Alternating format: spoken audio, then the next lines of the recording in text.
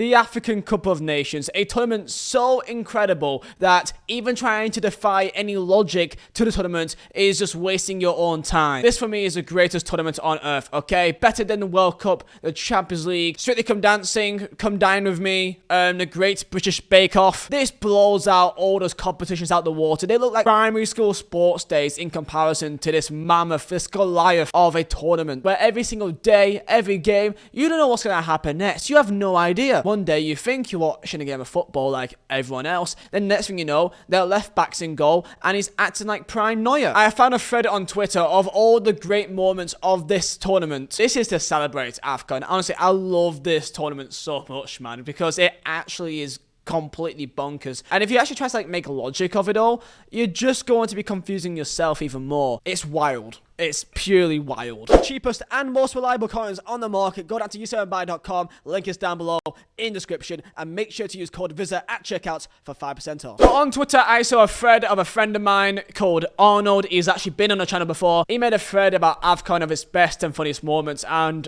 you gotta see this. I don't think I'll see a video like this on YouTube, so I thought I'll be the one just to showcase it, because you've got to see what the happened, because I don't think most of you even have any idea. Tell me your thoughts down below on AFCON, and also subscribe if you're new, and let's try and hit 2,000 likes. 25 seconds into AFCON. There's a one way to absolutely blow out the tournament and make sure they stop for a bang. This is 25 seconds in, and that is potentially one of the most wildest tackles I've ever seen in my entire life. If you ask a WWE wrestler to tackle, I don't think he would even do that. I sincerely hope my guy can still have kids after that, because he's probably got limited resources after that tackle. You've most definitely seen this clip of the goalkeeper trying to just catch the ball when it's going to play. He goes a bit too overboard, and it's at this moment right here. You can see the pain in his eyes, because he knows that my guy's f***ed up. I can see what he was trying to do, the Ivorian goalkeeper. You can see what he was trying to do, that he just tried to just keep it in play. I presume that he was going out for a corner. It is easy to potentially lose grip of the ball there, and I mean, I just feel bad, because you can see that he's terrified of what may happen in the dressing room. This is incredible. So I believe in the quarterfinal for Comoros, the goalkeeper was subbed off,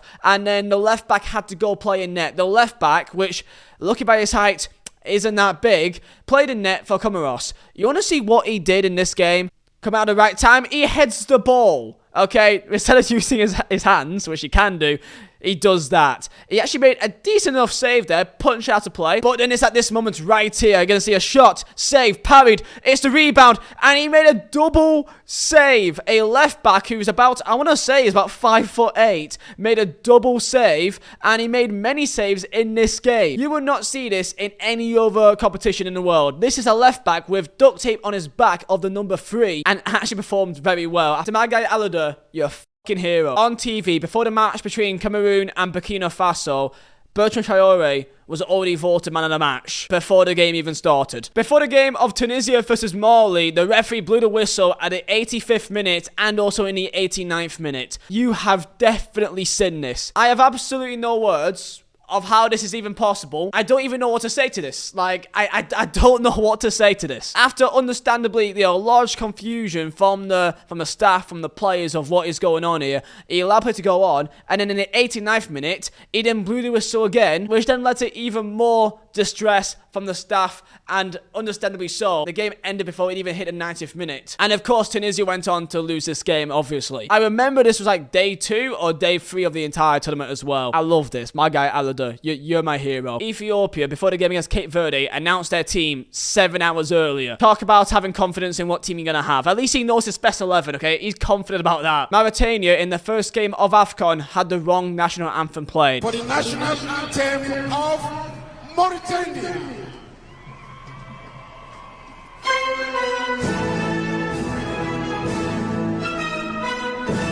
That's not even the national anthem, bro. They just stopped it halfway through.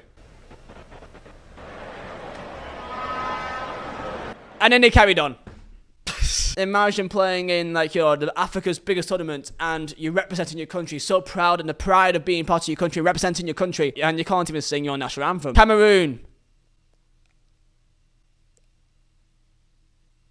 let's just move on. The official AFCON YouTube channel got copyrighted. When they tried to put out highlights of the game, it got copyrighted striked by themselves. This is absolutely beautiful. Members of the Gabon team, including Aubameyang, got COVID after having this party, which was 4 days before the actual first game of AFCON took place. Of course, Aubameyang didn't play for a large chunk of the tournament because of this party that they held. For Mallory, they had debatably the largest shirt numbers you've ever seen in the history of football. And if you think I'm lying, look at that. Literally, what the fuck? The official Egyptian squad by their full name. If you're a commentator, fucking good luck. Also, on the topic of names, in the Zimbabwe team, they've got people called Knowledge, God Knows, Never, and Admiral. And also big up Bruce as well. I massively respect, you know, a mother and a father. You know, the mother raises a child, you know, it's had a womb for 9 months. She gives birth, brings this beautiful child into the world, and she calls it Knowledge. Between Cameroon and Comoros, out of absolutely nowhere, number 10 bags this. I have no idea what to say here. If Ronaldo did that, then you would never hear the end of it. This is like one of the best free kicks we'll probably see like this year from range, and the way he hit it. And like, it's just some random guy that plays, I think, in League 2 in France. This reaction from the goalkeeper is actually the best thing I've ever seen. I want to see more people. He's still going. When Burnley beat Newcastle in the Carabao Cup penalty shootout this season, I want to see Phil Bardsley pull this off. Just look at the referee in this clip. What? Why are you running like that? My guy's moving like a goddamn GTA 4 character. He took FIFA 22 goalkeeper movement to a whole new level. I mean, in that kind of situation, you know that he's finished. So just pick a side or the other. So I kind of understand why he would do that. When a player was on the floor and was being stretchered off, a cart ran into him. Like, a literal cart ran into him when he's on the floor being helped by the stretcher. As if he's not already got enough in his plate here to be stretchered off in a national tournament, he's been also ran over. Penalty to Guinea-Bissau here, and this is what happened. Saved. Off the bar. Here we go.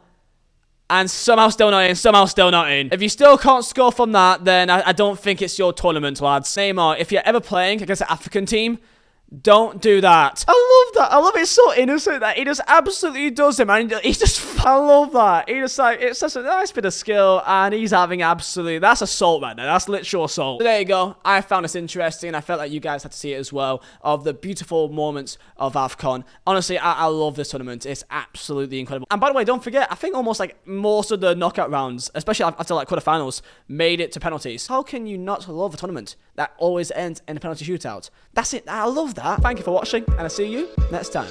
Peace out.